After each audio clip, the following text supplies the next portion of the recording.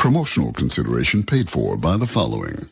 Hey there! Why invest in currency, stocks, or real estate? They aren't tangible assets. When the market crashes, you're left with nothing. Invest in something real.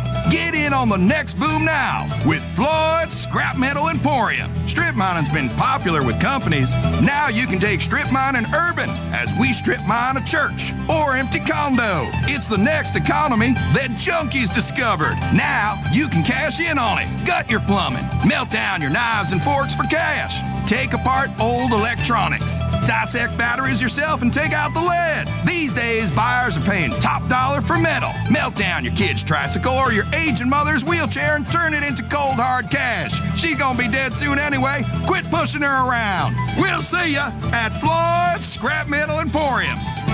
Shut up and sit down.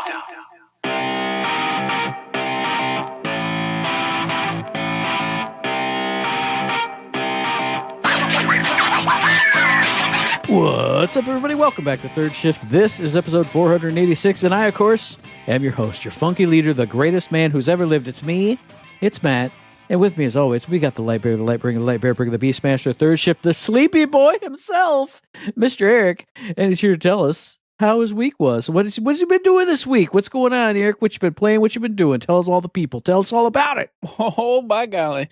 So we went back to work. We've been doing a whole bunch of testing and classes and this and that for my new job. But it's done something to me. And I already talked to Matt about it. It's got me in this weird mood where I'm like, oh, the weekdays don't matter no more. We're back at work. We go to work, we come home, we sleep, we go to work. And then the weekend comes. That's when we have fun. Except for my new job, there are no weekends. There are no anything. You work or you don't work. So it's kind of a weird mindset to have since that's not going to be my life here in the foreseeable future. But it is what my brain is telling me to do, and that is what I've done all week. I've just been coming home, hanging out a little bit, going to sleep, going back to work, and coming home. So, I'm kind of stressed out, to be honest with you right now. I already told Matt, it's like 6 o'clock, and Matt's like, let's do a show. And I'm like, oh, but that's going to go until 7. And 7's like I could be laying down time, getting ready for bedtime almost. Yeah. No, this is messing everything up for me. So, with that said, doesn't matter. We're here because that's what we do. We do a show every Thursday. We have a great time with it. And beyond the real life weirdness, I have been playing a couple video games. I've been playing BF6. Not as much as I would have thought we were going to be playing, but that's because the brother-in-law took off down south to do some work stuff. There's some other matters happening, not here nor there. And so, a lot of time that I did play any video games has been with Trails in the Sky, the first chapter. And I've been rocking and rolling in it. There's not much to say about it. I love the game. I'm enjoying the hell out of it. The systems are very basic, but that's because this is the remake of the very first game, which I've already told you guys about. And we're progressing nicely. And then on top of it all, they've got the auto-equip function in this game. So you can kind of just go auto-equip. And then it gives you do you want a balance? Do you want a powerful? Do you want a defensive? So I don't even have to think about it. I just got to go, I want this character to be a glass cannon. Click the glass cannon option. It equips all your gear and stuff that it would require to be the glass cannon. So I can cheat. And that's nice. And I do it. But then, of course, if things seem a little sideways, I'll go in and look at it myself and kind of decide, this or that and change something here or there. But it's a nice function to have. Makes things a lot easier. So I've been utilizing that. And then, of course, as always with RPGs, I do every side quest possible before I go do the next main quest. And in so doing, and taking out most of the, just riffraff here and there while I'm going to those side quests, has been keeping me leveled up. I haven't got over leveled yet. So I do realize that it's hey, even with side quests and a little extra battling, that ain't going to cut it if you want to go in overpowered and crazy. You do have to go ahead and just do the rounds. This is an old school RPG in that sense that if you want to go in OP and big badass boss, you're going to have to just scroll around killing baddies and then go. But I'm happy where I'm at. I like that the bigger fights, they're not like a struggle, but they're at least a challenge. I'm enjoying that. So I think at the rate we're going currently, I'm going to stick with that unless something changes and it gets a little tougher.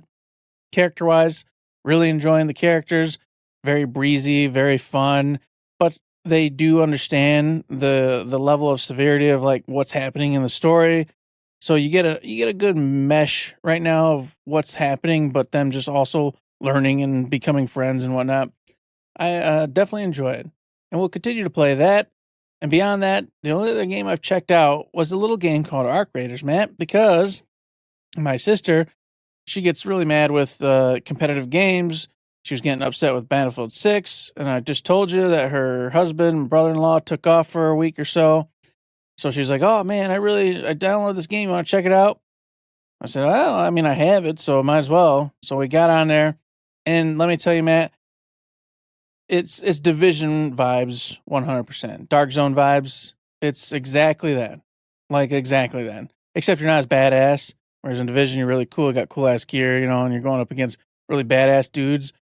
In Arc Raiders, you're a schlub, and you got these really shitty weapons, but you're still out there going up against this alien technology, the Arc, and of course, other players just like yourself, Arc Raiders. But the gist of it's the same. You're scrounging around, trying to find cool treasures, hiding from other players if you're scared of getting in combat and doing things. Sometimes they're nice, sometimes they just murk you and kill you, sometimes you kill them before they kill you. Then, of course, if you get in fights with the Arc peeps, the robots, they'll call in other Arcs, and all of a sudden you're in this huge, big old battle, and then you got to hide. Then, of course, you got to extract, so you're running around trying to sneaky poo with all your gear that you got and get to the extraction zone, and then the sirens start going off, and you got to survive and wait for the doors to open and get you out. It's a whole thing. Everybody knows what Arc Raiders is, or should know by now, but there you go. You got a gist of it, and it's been fun. I really have enjoyed it, but what we did to make it easier was instead of just going in for no reason at all, we got a couple guides that were like, hey, what do you do in this game? What do you do first? What's most important? And they were like, hey, get your Scrappy, which is this chicken. You get him leveled up, maxed out. And then, of course, every match you get in and out of, he gives you scrap parts and stuff that Scrappy found. And now if you got him maxed out, you're getting all sorts of stuff and allows you to upgrade and do things a lot quicker. So right now we're in the process of getting Scrappy maxed out. So we just go, what do you need to level up Scrappy? This, and this, and this. Okay, what maps do we need to go to? Where do we need to go to get those? And then we focus. We go straight to those areas. We don't scrounge. We don't explore. We don't do nothing crazy. We go to those areas, try to get the stuff we need, and get out. And that's been enjoyable because it gives us something to focus on, something to just work towards instead of just going, I don't know what we're doing. I just hope we get something good. Because the game is confusing, and a lot of the stuff you get is junk, or a lot of the stuff you get is something for later that we don't know about. And you have very limited stash storage, which is very frustrating to me right now because every time I come back, well, let me spend 30 freaking minutes trying to destroy items, recycle items, sell things. I don't even know its value. I don't know if it's going to be something I should have kept. I have no idea. The game doesn't tell you any of this stuff at all, period. So I guess you're just expected to learn as you go and or go look up guides to see what you should keep and not keep. So that part's kind of annoying. But I just got past it and was like, whatever, I'm destroying it all. Boom, boom, boom, boom, boom. Let's get back in and focus on getting Scrappy up. And then my sister put up another guide for after Scrappy's done, what we're going to do next. So keeping in mind with that, like a focused regime of what we're doing, I'm enjoying it. But as a whole, if I was just going in blind and just doofing around, I don't know what the hell this game's about or what we're supposed to be doing. So I'd say I wish they'd have done a better job of kind of onboarding you to what's important and what's not. But all the same, still having fun. So, yeah, that's been the week, Matt. What about you? Well, it's been a pretty good week. I'll start with the work talk because you talked about back to work. Today was my first day back at the office. I told Eric this already, but I will never, ever be one of those people who would ever say, oh, I'd much rather be here at work than working at home. No, that's not true. But it was nice to get in like a work headspace. Because like I told you guys on the Christmas episode, being here at my fun station, also becoming my workstation for half of its life and my use of it, my head's been in a weird spot. When you're at work, but you feel like you should relax because this is the relax station. Or you're relaxing, but you're at the same place where you worked earlier in the day. So it's nice to be at work and just think in a work brain. Instead of, I'm bored, I'm going to check something on my phone or go grab a snack from the kitchen or whatever. Now I'm going to sit here and go, okay, what are the things I need to do for work? What's something that's been just rumbling around like a minor annoyance here that I can fix? Oh, there's that thing that's been bugging us and the operators for a couple months. Let me look at it with fresh eyes in a work headspace. Instantly found the issue. Put in a fix. We'll see if it works. I don't know. But it felt good to just be like, oh, I feel like I did something. Not like I haven't been doing something when I've been working from home, but like I did it. Wow, cool, work. Now I'm still on a partial schedule for now because I got rehab 3 days a week. So I don't know. It was a decent day, is what I'll say. And then in the rest of the real world front, it was a decent week because on Friday, I'm looking at my calendar that's right up there now. Well, yes, it was on Friday of last week. Mom and I went out to the Wharton Center for Lansing Symphony Orchestra's Masterworks concert.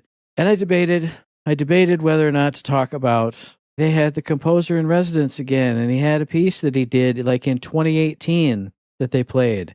First off, why are you there bringing only pieces from 7 years ago?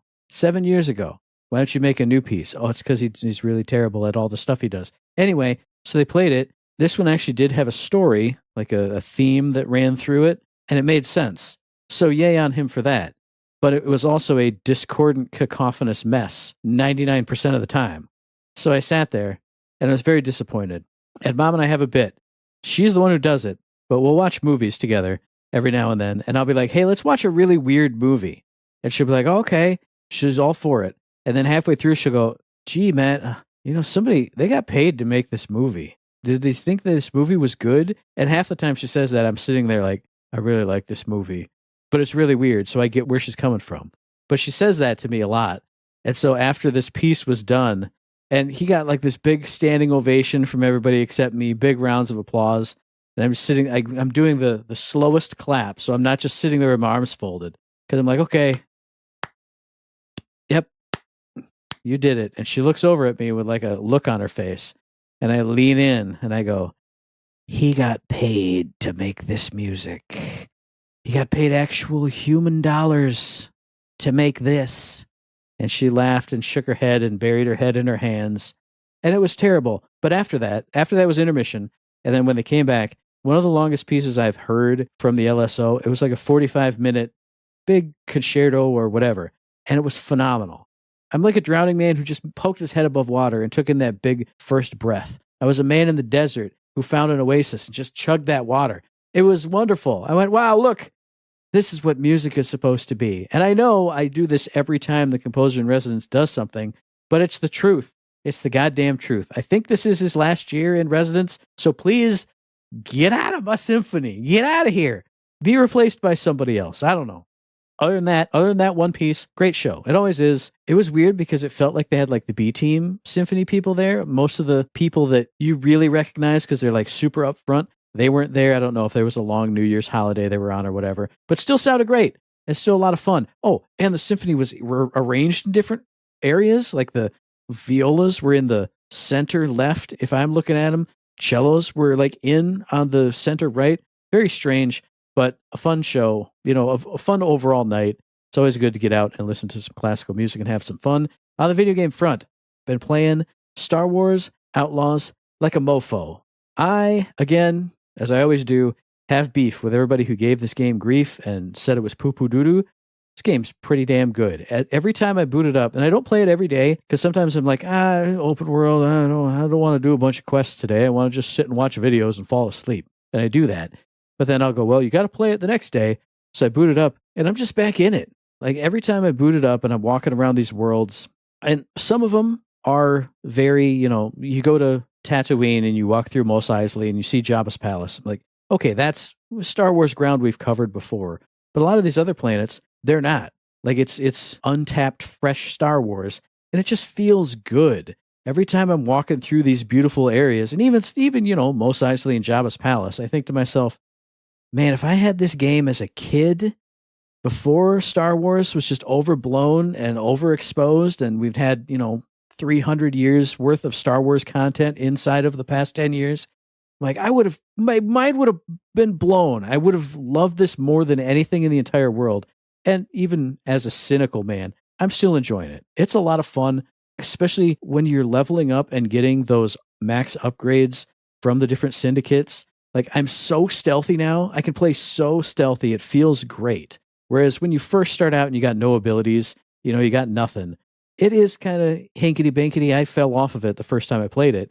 But now that I'm like leveling my stuff up, I'm getting cool abilities.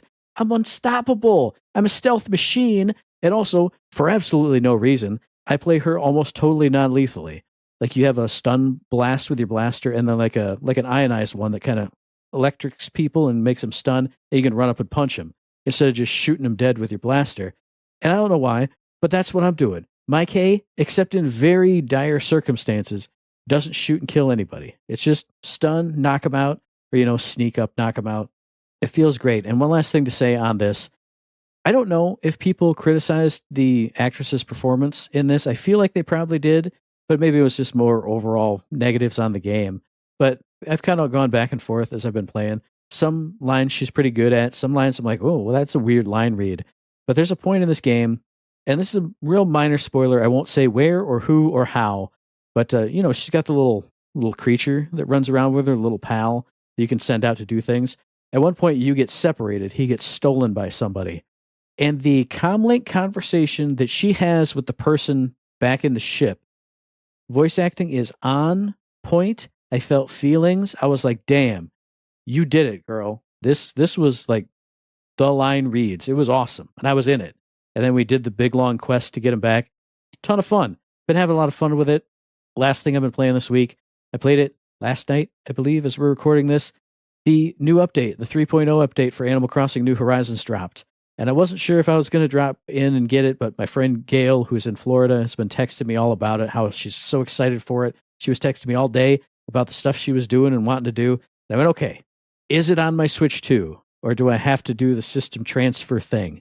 And it was there. And I jumped in and I saw my islanders and everybody was so happy to see me. And it was just so cool to go through my island again, do all the dailies, find the new content, start doing that. And then to just realize what a good island I put together. Like I'm running outside of my house that has the cool setup, the cool like Asian setup with the bamboo groves. I cross my crosswise bridge that runs over the stream that makes two waterfalls. And oh, there's the wrestling ring and the wrestling setup that I made. Oh yeah, that's cool. Go around here. Oh, there's the pirate area for when Red shows up. And he was there that day. Oh, go down here. Oh, that's the gym that I set up for my 3 dudes who all live in a row by the gym. Man, it just felt good. It was a lot of fun. Don't know if I'll play it every single day, but it got me into that vibe that I had for like 2 years straight of just, yeah, I'm just chilling with my little animal homies. And it was great. It was fun. It was a great week. What about more things that happened this week? What other great things happened this week or next week or the week before? I don't know. Tell us some stuff. Well, there's been a lot of great happenings, Matt. A whole bunch. One is a brand new RPG that's close to my heart, actually, because I'm finally getting in on the series, and that is Trails. Dun, dun, dun, dun. The brand new Trails, The Legend of Heroes, Trails Beyond the Horizon, has come out as of January 15th this year. And this is why everyone's so stoked, especially the Trails folks, is because typically these games come out in Japan and it takes quite a bit of time before they get out over here in North America. We fall farther and farther and farther behind. However, it's only been 3 months since the Japanese release of this title, and now it's here for you guys. Oh, actually, no, it's a lie. I think this game came out. Nope. Oh, it's still terrible, man. It's still terrible. I just looked. This game came out September 26, 2024. What? I thought it was 2025. What? So we're still a year and 3 months before this game ever hit North American shelves. But of course, all the reviewers are saying this is something to rejoice about, Matt. Apparently, it's even worse with the other games. A year and change before you see the latest Trails game here in North America. That's insane to me. We used to wait about a year, roughly, right? Final Fantasy games, things like that. It was about 1 year. Apparently, we're rejoicing because a year and 3 months is pretty damn good to see a game from Japan over here to North America. That's insane. That's not, you don't celebrate that. Well, I haven't played this series, Trails of Cold Steel. How was that from like 1992? Yeah. What are we talking 2004. About? I mean, God, I was fighting wars back then. This is when we're finally seeing a game. Holy moly. Developed by Nihon, Falcom, and published by NIS America. Y'all need to get your stuff straight. We already know the Japanese market's dying. It's going bye-bye. Bye-bye. So you need to bring your games a lot sooner over here to America. Just to know. In case you're not paying attention, you can send me a check. Thank you, Nihon, Falcom. Thank you. You should do that. But either way, this is the brand new, newest title in the Trails series. And everyone's pretty stoked because, of course, it brings together 3 different Trails games, Matt. 3 of them. And combines their storylines So if you have not been paying attention to the last 400 Trails games, you're going to be lost in the sauce. You're not going to know what the hell's going on. This is not the game for you to start on. This is not the game to begin your adventure in the Trails games. No. Don't do it, okay? Stop. You got to go to something else. Probably just go to what I did. Go to the Trails in the Sky, the first chapter, and start right there because the graphics were completely redundant. It's beautiful. It's fun. It's great. And it's simple, and it gets you going.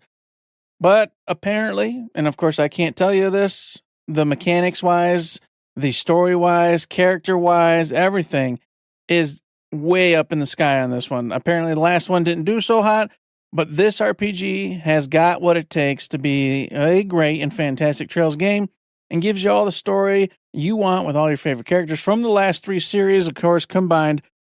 So if that's what you're looking for, this title's going to give it to you. Now, I already told you, and I did it again, that the battle system and everything, way in over my head. Played the last one, couldn't freaking figure it out. Then I started playing this one, I can figure out. It's pretty simple, it's pretty cool, it's pretty fun. They start talking, Matt.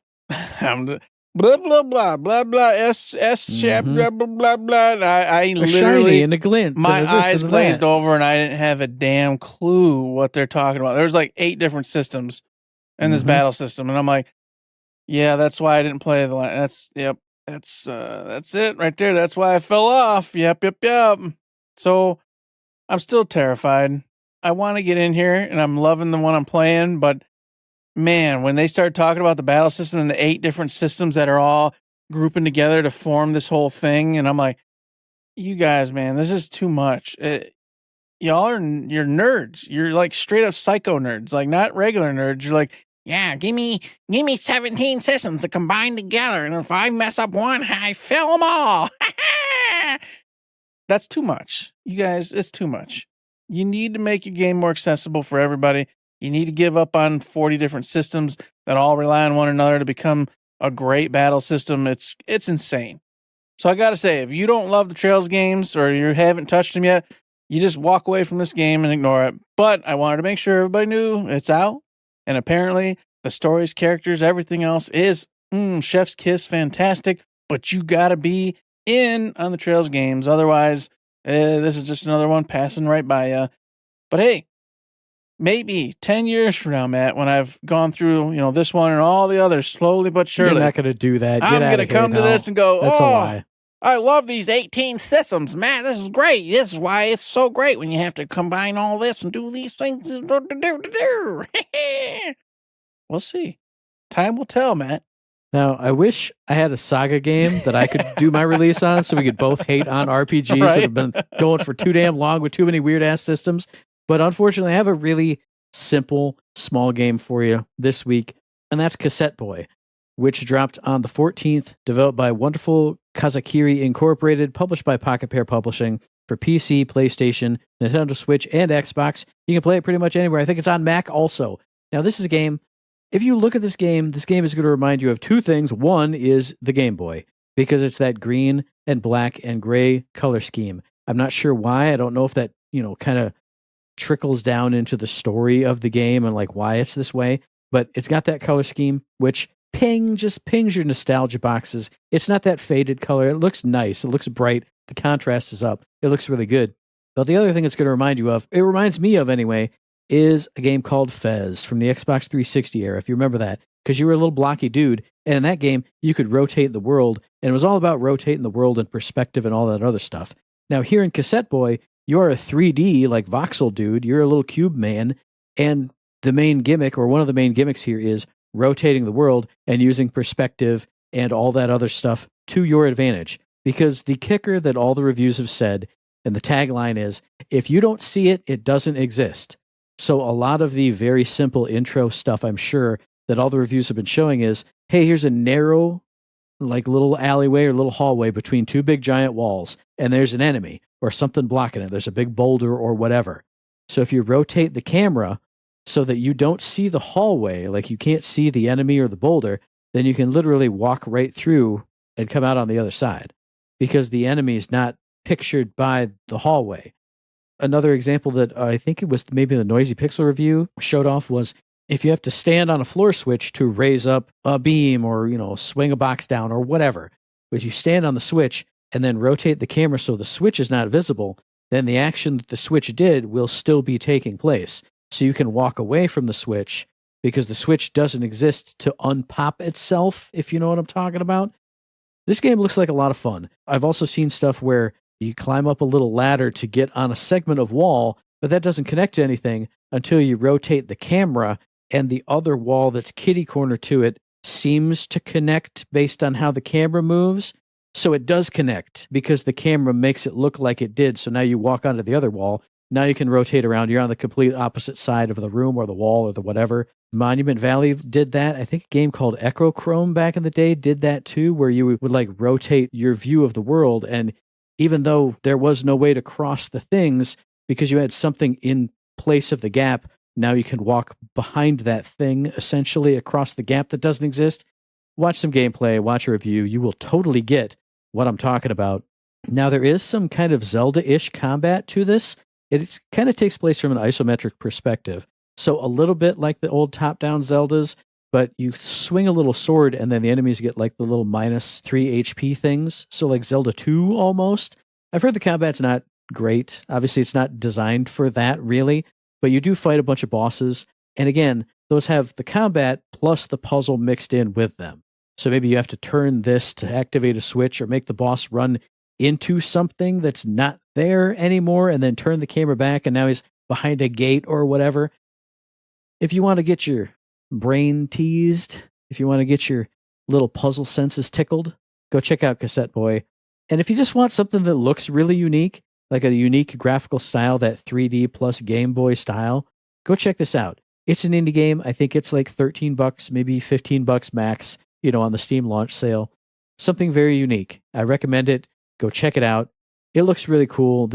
I think this is the game I was trying to research last week, and they had really early reviews of it out, and I was going to make it my release, and then I got sad, and then I went, well, since I'm talking about only playing games I want to play, I'm going to put this on my list. I'm going to put it in my notes app. This is going to be one that I'm hoping to play sometime this year, but put it on your list. Go check it out. Support small devs who do really cool, interesting things, especially perspective-based puzzles. I love those. If you love those too, check out Cassette Boy. You're going to have a good time with it. And of course, you can pay money to go get those 2 games, or you can head over to Amazon Free Games and get Brigador Up Armored Edition. This, I had no idea what it was. I looked it up real briefly, and apparently it's one of those cool, like, build your own cities, but then have epic battles with, competing and whatnot, folks and baddies, etc. So if you want one of those really cool games where you're building and strategizing and fighting enemies off with all your cool stuff that you just built, check that game out. You can also get Gunslug Rogue Tactics. This is like a goofy, oh man, what's that? It's that like metal, I don't want to say Metal Slug Tactics, but it is kind of like that, except for it's more of a roguelite in this one. And you got some goofy characters and all sorts of really cool, bombastic gun action going on. It looks insane and weird. Go check that one out if that's up your alley. And then last but not least for Amazon, you've got Deathkeep, which is an extremely old school D&D game. So if you want to go back to way before me and Matt were even, thinking about video games on a hardcore level, this might be one for you to check out. And then you can also go check out a great lineup of games on the Game Pass. First up, you got Little Nightmares Enhanced Edition. I've never played a Little Nightmares game. I know Eric has played at least one of them. Mm-hmm. People love these games, so go check that out. That's a great one. Then you got Final Fantasy 1 Pixel Remaster. I played this a number of years ago. The best way to play Final Fantasy 1, if, Final Fantasy 1, that's boring. But you know what? It's an easy playthrough, and it's the best way you can ever play it. Also, they have a game called Quarantine Zone: The Last Check. I did do some research on this one. It looks like if Papers, Please was instead a checkpoint where a zombie apocalypse had happened. So you can scan people, scan their brains, check them for wounds, check them for bites. It kind of has that shady 3D look to it, but an interesting premise anyway, especially if you love zombie stuff. Then you got a game that's near and dear to my heart, which I've been playing like a fiend, Star Wars Outlaws.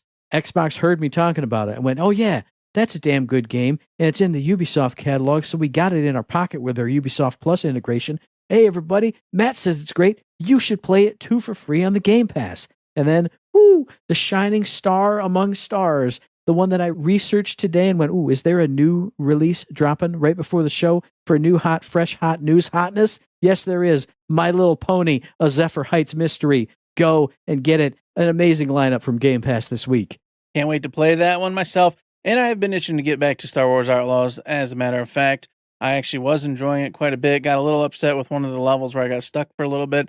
I got out of there, and then something else came out. So now you got me peaked, man. You got me going, oh, man, maybe I should dual game right now. Do a little bit of RPG, a little bit of Star Wars Outlaws. Mm-hmm. So we'll see how that all pans out. But that's not what we're talking about. It is Epic. Epic's got some games for you, too. And this is going to sound familiar. You get Styx, Master of Shadows, and Styx, Shards of Darkness. We have talked about this game and that other game, both of them, several times throughout the years. You've gotten them probably everywhere else you can imagine. Now you got them on Epic. I'm probably sure they're probably on Epic at some other point in time, but they're here again. And if you don't know, think Thief, but with a goblin. And he's a smart aleck, okay? He's a little a little saucy. And you're going to go around sneaking about doing sneaky, thiefy things. That's what these games are about. They're a little bit older on the, a little archaic side, but they don't make a lot of thief-type games no more. So if you want that, you want to have a little action in that regard, these games might be right up your alley. Now, I don't mean to be a downer, man, but all my news this week is downer news. So I'm just going to say I played Styx Master Shadows when it came out on the Xbox 360. I think I got it for free or something, some kind of weird deal. And I hated it. It was clunky and it was weird. But it's old. But as we've talked about before on the show, people love the Styx games. Like, obviously, they did well enough to get a sequel, and people love it. So maybe this is another one of those me things, like it just bounced off of me for some reason. Hey, go check them out. They're both for free. I'm going to add them to my library. I may never play them, but who knows? But I teased it. I said, I got bad news for yous, all of yous. I got 3 news pieces, and they're all bad. So enjoy. I'm bringing you a Santa sack full of coal this week. That's an old reference. Who cares? It's January. Shut up. First things first. This one's a little more interesting, but it's probably mostly bad news. Anthem has finally fully shut down. I think they shut down last week. Yep. You officially can't play it anymore. But as a result of the incoming shutdown at the time, the former, I think, executive producer of Anthem, Mark Dara, who was one of the big wigs over at BioWare, he has The Truth About What Happened on Anthem video series. I think there's like 4 or 5 or 6 different parts, and they're each pretty damn long because he just released, with the game fully shut down, like a compilation video of all his stories and everything.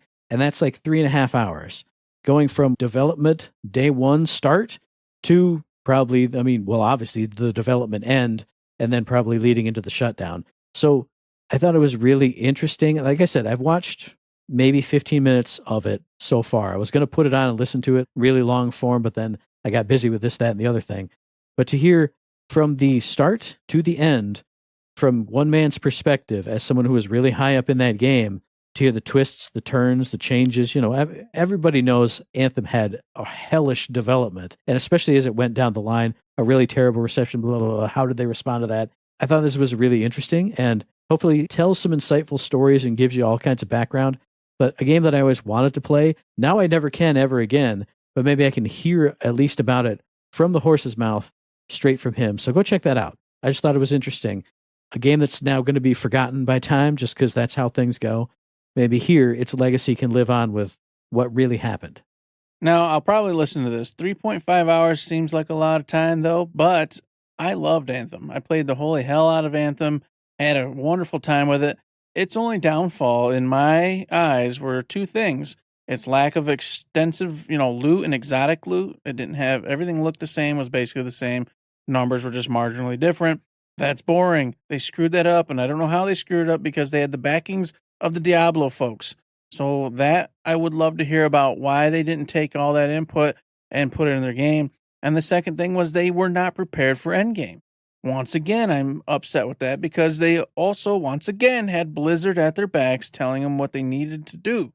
If you've got Blizzard at your back telling you how you got to run things, and this was old school Blizzard, mind you, not new school Blizzard that's not that great anymore, I don't know how you fail. I don't know what you do and what input you got that made you go, yeah, we won't implement all those things and we'll do whatever we're going to do, which caused no end game and caused very little variables and loot, which is boring. So as soon as everybody's done, you go, well, there's nothing to do. Go get another gun that has 2 more points of strength in the same dungeon that I've been running for freaking 3 weeks now. I don't think so. So I already know why the game failed. But of course, there's a million other reasons why people say it failed. And they're all just full of BS. A lot of people, you know how it goes. A lot of people didn't play the game, but love to talk about it like they knew something about it because they saw a streamer do it once. But I can tell you firsthand, the game was actually fantastic. The gameplay was actually a ton of fun. It was those two things that sunk the ship in the long run. So I got to hear it. I got to go listen to Mark Dara and see if he can shed some light on how they failed so epically. Farewell, Anthem. Rest in peace. And I'm sad because every time I see somebody talking about Anthem, even if it's a streamer who hates it, when they have it on in the background, you know, their B-roll they have, it just looks like a lot of fun. And every class looked fun. Like, you know, the fast class, the medium class. I'm like, okay, well, the big, dumb, slow one. No, he looked cool too. And I'm sad that I can't go buy a disc for $10 and put it in my PlayStation machine and at least, you know, do the story. I'm not a big loot guy. I never would have been that guy. But now I can't ever even play it. Like, I'm sure somebody will probably do a private server or whatever. But like officially, I missed out. With that being said, over on Push Square, Matt, there's a rumor out there, okay? Tiny little rumor by an individual who, you know, leaks stuff here and there, that the PSSR is finally getting that update, and it's going to be coming by March, and that's going to improve graphics, improve the AI capabilities, improve performance. It's going to do it all, Matt. We're going to finally see that big jump that they've, you know, this isn't like a rumor like it's not happening, but it's been kicked down the damn road for months and months and months and months and months. So it's real, but no one ever knew when the hell it's actually going to happen. Now the rumor is by Gust fan, who apparently is, you know, in the Snooky Snooks, says he heard or she heard, whoever it is, that by March, that's when this bad boy's finally releasing. And if that's the case, that means in the next couple weeks or so, we'll probably hear PlayStation themselves come out with that nerdy dude who talks really strange, all about it. And it's is it Mark Cerny? Or do I got the wrong name? I'm not sure if that's the right guy. That is a name from PlayStation, but I'm not sure if it's him. I think it's him, but I don't know for sure. Nerdy dude, just talks real strange. He's going to come out and be super excited about this. And I will be too, because I've been waiting. I love my PS4 Pro's fine. It's working great. Don't get me wrong, but it has not delivered. It has not done like the big dog. Oh my God, you know, PS5 Pro. What did I say? PS4? You said 4. I mean, that's working fine too, I guess. Hey, my PS4 Pro is still working just fine too. That's right. It's right over there on the other TV. The girls get on there all the time. But the PS5 Pro, it's been fantastic, but it hasn't delivered like they made it sound like it was gonna. Like, oh my God, I'm gonna look at this game. It's gonna blow my goddamn mind. So I want to see that actually happen. Hopefully this is the update that does it. If this rumor is true, by March we'll know for sure. But I just wanted to get it out there into the world. Get excited or don't get excited, whatever floats your boat. Now, I'm going to hit you with both of my other bad news pieces because I see Eric has the best news piece. I'm going to let you save that for last. So I'm going to tell you that Meta has been shutting down a bunch of studios in their VR division. I don't know why they didn't. None of the articles I saw specifically pointed to a reason why. Everyone just said, oh, Zuckerberg went too far into VR. Who cares about VR? VR's stupid. And I went, that's right. No. But Eric will be sad to hear that they closed Sanzaru, one of the studios, the one behind Asgard's Wrath 2, one of the very few 10 out of 10 VR games from a couple years ago. So that studio, done and gone. A studio called Armature, which I didn't have any games listed in the news pieces that I saw. They're gone. And then Twisted Pixel, who just released Deadpool VR, and I don't remember hearing what the reviews are on that, but I thought it looked interesting. I like Deadpool, and if you were in a VR Deadpool land, that seemed pretty cool, but they're gone too. So goodbye Meta's VR game studios, or at least a bunch of them. And then a farewell and good luck to you to a bunch of people who've been working for Ubisoft. They've had, these aren't massive layoffs to my knowledge. I think saying, 50 people isn't a lot, but you know how it is with big studios. I think 50-ish people got let go from Massive Entertainment, who did Star Wars Outlaws, who did The Division. And side tangent note, because I did want to work this in here somehow, the guy behind The Division, who's working on Division 3, recently was on a podcast saying it's going to be even more epic and bigger than The Division 1 was. And I was like, hell yeah, Division 3, just don't put the noodle arm physics in it. And then other people were like, Division 1, that was stupid, so it's going to be as big as a stupid game. And I went, I'm done reading the comment sections here. But some people got let go from Massive, which if they're working on Division 3, and I know Division 2 has a big update coming too. Huge update coming up, yeah, from what I hear. I guess they must be done, so they just fired all the people who worked on it. I don't know. But I thought that was weird because I know they got stuff churning and burning. So people let go there. So people let go from the Ubisoft Stockholm division or studio or wherever, and then an Abu Dhabi mobile game studio that they were working with. Also, they were shut down. So I'm the bad news man this week. Except I told you that Division 3 is coming. It's supposed to be pretty cool, and Division 2 had a big drop, and that was pretty cool too. But it was just bad news week. What do you want from me? I couldn't find anything cool. Yeah, the usual, more layoffs. I'm actually kind of sad about the Senzoro, the Asgard Draft 2 individuals. Mm-hmm. Just like you said, that was one of the 10 out of 10 VR games. You'd have thought that at the very least they'd stick around to give you, whatever's next for them in that realm. But we got all face facts. VR is awesome. It really is. If you get in it and play it yourself, it's awesome. But it just isn't easy enough yet to where you get lazy people to play it. Anybody that's got a lazy bone in their body is never going to stick around for it as it's in its current state. So they just got to figure something else out. I don't know what yet, but I was this close, and my thumb and forefinger are pretty close together to getting the PSVR 2 during the last sale they had on it just before Christmas. Not quite Black Friday, but around that time. And I was like, okay, today's the day. And I went, that's still $300, bro, for some reason. Oh, no, that's what it was. It was, I'm going to the hospital on that big bill, too. I mean, good thing I didn't put more big bill on top of that big bill. But I was this close. But I am a lazy person. So, if I could, I don't know, bring back those little cardboard things that you can put your phone into that make it VR. It can't even be something you stick on your head. People are too lazy to stick things on their head. It has to be like you stick a needle into your brain and lay on a couch or something. It has to be like, I just put this here and I go away. It has to be easier. It has to be so simple and stupid. Because most gamers are stupid as rocks. So, and that's people in general, but it has to be so easy that it's undeniable. I guess you can't say I'm lazy because I bought that Virtual Boy housing that I'm going to stick my Switch 2 or Switch 1 into and stick my face into a thing. Now, that's not strapping it to my head, but it's going to sit here on this desk on its little legs, and I'm going to get in and get eye strain. So I'm partially there. I'm this close, Eric.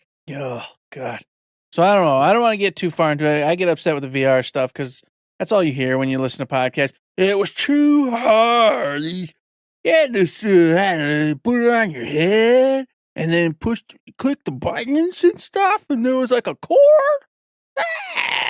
You need 8 feet of room in your house. And it's like Matt, whenever I talk about almost anything, just dead face, don't care. That's literally the face that you give me no matter what I'm talking about, Eric. But I will say, that was the one thing that kind of creeps me out is the big giant crank on the back of your head, turning you into the Valve logo guy. I don't want to crank it on my head. I just want it comfortably fitting. Oh, but it feels so good, Matt, when it goes click, click, click, click, click, click, and then it goes right into your brain, and you're like, there we go. Now I can't see anything. It's just a game. But there's the other problem is, I have the world's hugest head. So I see that, and it's like, oh, but here's that head extender for an extra $120 for the big heads. And I'm like, that's my head. I need 2 of those soldered together somehow. I need Howard to patch that together with some woodworking glue. It'll never fit on my head. Well, like I said, it all comes down to what I said. It's got to get easier. VR, you got to go back to the drawing board and do something different. A little bit easier. Just a nice, sleek glasses you put on, a needle into your brain. I don't know. Y'all figure it out. I'm not a genius. I just sit in the basement and screw around all the time. Oh, now you know who some geniuses are, though, man. I didn't expect this at all. I didn't see this coming for a million miles. Razer just announced Project AVA, and that is going to be your brand new AI desk companion. You will have a friend. If you've got no friends, you will have a friend, and you will have a great friend because they are not only just a regular old little AI desktop companion, Matt, but they watch you and monitor you and see what you're doing, see what you're playing, and they adapt to that. And then they can commentate about your life and what you're up to based off all those things. And you can choose from Ava, who's just a Razer little blob, AI blob, or you can go with Kira, who's this gorgeous, cool little waifu, have fun. She wants to game and party with you. Or you can get Zane, who's this badass dude ready to rock and roll, handle business. You can get Faker, who's this legendary trainer/player. That's going to be who Matt gets, I'm sure. Or Sao, I'm not sure how to pronounce that. But apparently she's some super famous idol in Japan that I don't know about, but you can get her too, and she's going to be super cool. And she has her trademarks that she does for you, as well as, of course, coach you and help you and do all sorts of fun things. I thought this was fake. 100%. I thought it was fake. I saw this come up and I went, okay, someone's being a doofus or having some fun. Then I went to Razer and I watched the legit trailer, and then I went and researched and looked at it all. And this is for real. You can pre-order it right now, and you're going to have yourself a friend that sits right there telling you pointers, tips, tricks, helping you with your games, helping you with life, telling you what to wear, your clothes you should put on for the day. Matt, I'm ready. I don't have friends. This is right up my alley. I need a friend to sit here with me in this dungeon and talk to me and keep me sane. So I feel like I have to buy this. And then, of course, they will become a co-companion on the show, Matt. So we'll have a third person. No. A, we're not doing that. But B, you got to let me jump in, because with Sao, you can connect on a personal level with an idol that's captured hearts everywhere. I was sold and then unsold. Now I'm resold again. Now I do need to get like a little Razer branded like drop cloth or something to cover up my beautiful AI companion for when, things get a little too spicy here at the desk, or things get a little too wild, because I don't need people watching me. That's the one thing that I don't like. Oh, they'll be watching. I don't like people watching Matt. I don't even like Eric looking at me right now with a smiling face, not even a dead face. I don't just get the camera off me. Don't look at me. No, I don't like it. I did 100%, just like you, think this was a joke. I still kind of do. Oh goodness. Hey, you know what? I don't think this is for me, but if it's for you out there in the listener land, enjoy it. And also, when you said Faker, for some reason I was thinking like FaZe Clan, like one of the other guys. It's Faker. No, it's But Faker. I do have to get it. You're right. God damn it. Yeah, this is it, man. This is real. I'm getting it. I can't wait. I cannot wait to have this thing sitting right here. And then I can just be like, hey, Kyra, like, cheer me up, Kyra. And then Kyra's going to cheer me up. I don't even got to worry about it. Your daughter is ratting you out. Come on now. She is going to... Mom, he's Mom talking and to a little anime Daddy's lady talking down to there. Kyra again. He's got her dressed in a bikini or something. Golly. What the hell's wrong with you? You weirdo? You're a freaking psycho. Kyra would understand. I only got 15 minutes before I'm going to fall asleep. I need to read me a poem. Oh. Play my favorite videos, Kyra. I'm passing out here. Oh, wait. Further down on the page, she's wearing like your shirt. Like she's like boyfriend sleepover wear. I'm gonna match you. Yes. Oh God. Oh Jesus. Like I said, they watch you and they adapt. It's too much. This is gonna be great. Eric, do you want me to wear my Silent Hill shirt? Yeah, of course, Kyra. Silent Hill buddies. That's what we are. Oh Lord, that's gonna be so good. I can't wait to devolve into some kind of weirdo. That's what I was just gonna say. That next time we meet up, hey man, what you been doing? I was talking to Kyra the other day. She really said I should change my life around. I'm really going to take her advice. I'm gonna stop playing this D&D with you guys. You got to bring her out. Just put her on the table. What spell should I cast, Kira? Okay, that blow on sounds my good. Dice, Kyra. Give me some good luck. Oh, you're going to turn into the guy from Her. Oh my God, it's going to be great. Yes, I can't wait. But it is real. This stuff is not fake. It is actually real, and you can go pre-order it. As I already said, I'm going to do it. I hope you all do it. And I want to hear your experiences as we live and become friends and lovers. I mean, friends, super friends with our awesome sidekicks. Oh, Lord. Now, if you want to stay in the analog world and interact with a man reading you text off of a card, questions that you have to answer, then you need to just step into Uncle Matt's Trivia Corner. Because if you remember, last week's question was, which actor provided the voice and performance capture for the character of Monkey in the 2010 game Enslaved Odyssey to the West? That is, of course, the only performance capture man that there is. That's Andy Serkis. Now, this week's question is, what Star Wars space combat game was released in October of 2020? Oh, Star Wars space game, October 2020, so not that long ago. I was thinking, of course, Rogue Squadron, and that was way before that. Obviously not Outlaws, because that's not a space one. Oh, no. Was it that VR one? Was it VR and regular or not? Oh, no, I can't remember what it's called, though. It was the VR one. Howard was so excited about it, he bought it. Correct. but it was called Star Wars. Oh, this sucks. Why's there got to be 5 million damn Star Wars games? Why? Star Wars. You did say the word earlier. That's your only hint. You said the word earlier in this ramble. Yeah. Okay, I'll just go with Star Wars. You got it. There it is. Yeah. You did it, Mr. Eric.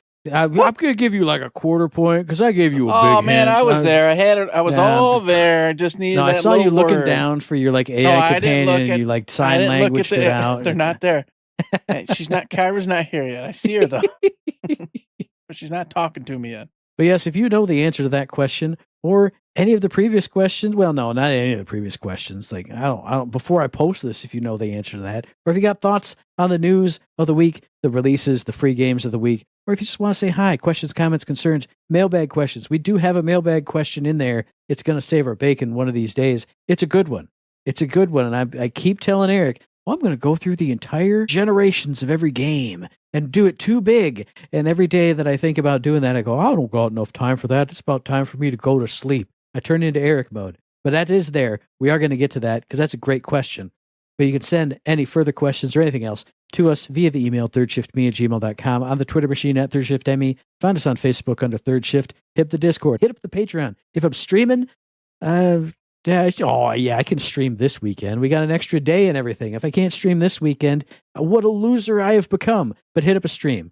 Hit up my house. I don't care. Some days I won't be here. So if you come on Tuesday or Thursday and knock on the door, you can slip a little note right under there, and then I'll get scared when I come home. But don't come over on Monday, Wednesday, Friday. Unless I'm gone for a little part. It's fine. You know what to do. Go do it. Indeed, you should go do that. Or head on over to Patreon. A little tip jar. $1, $2, $3, $4, $5.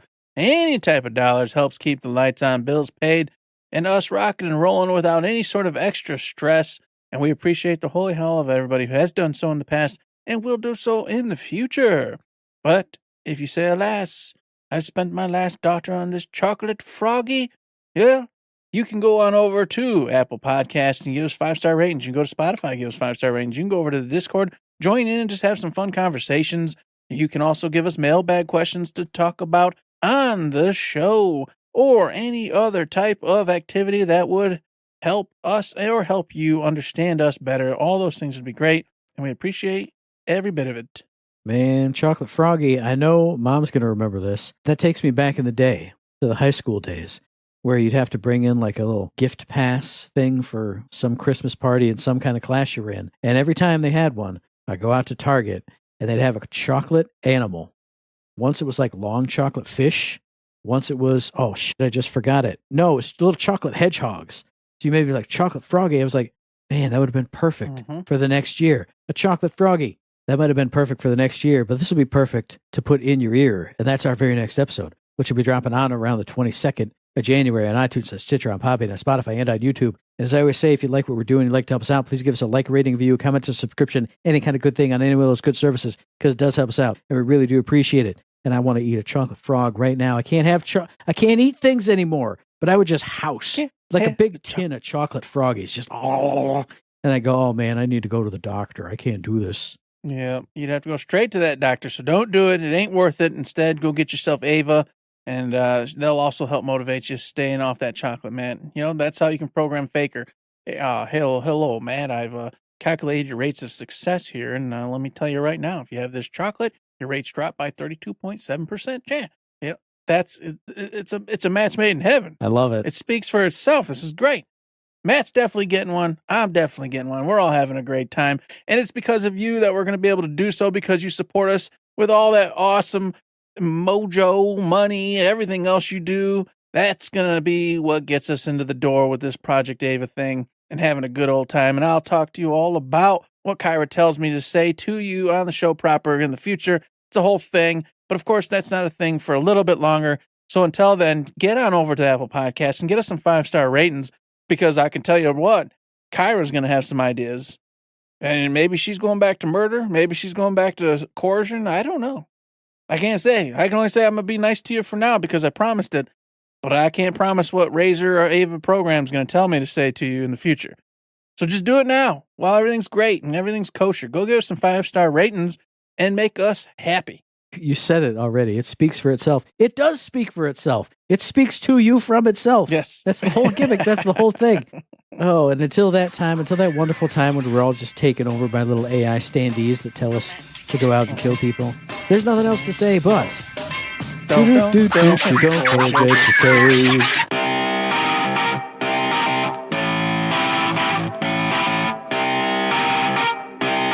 Shut up and sit down. Man, when Kyra's watching me be me, how long does it take before Kyra becomes jacked up so bad there's no coming back? Auto shutdown. Just disconnect noises. She's just not going to be there one day, man. Yeah. I'm like, where's Kyra? And this somehow she will have manifested in real life and killed me or something. It's going to be great. I can't wait. Can't wait.